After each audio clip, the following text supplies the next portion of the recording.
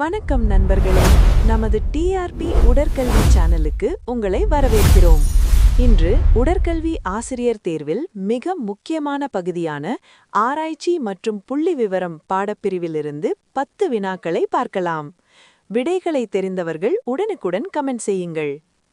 வினாக்கள்: மைய நோக்கு அளவைகளில், அதாவது சென்ட்ரல் டெண்டன்சி இல் மிகவும் பொதுவான அளவீடு எது?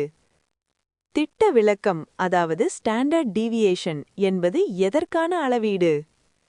ஆராய்ச்சியில் கருதுகோள் என்பது என்ன? பண்புசார் ஆராய்ச்சி, அதாவது குவாலிட்டேட்டிவ் ரிசர்ச் எதனை கையாளுகிறது?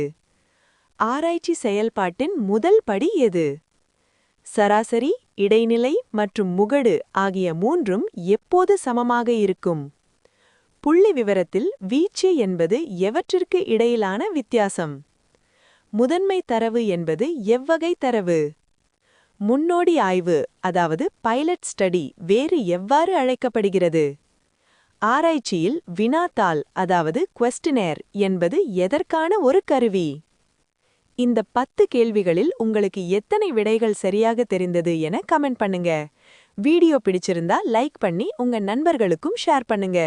இது போன்ற வீடியோக்களை தொடர்ந்து பெற மறக்காம நம்ம டிஎன்பிஇ சேனலை சப்ஸ்கிரைப் பண்ணுங்க. அடுத்த வீடியோவில் சந்திப்போம். நன்றி, வணக்கம்.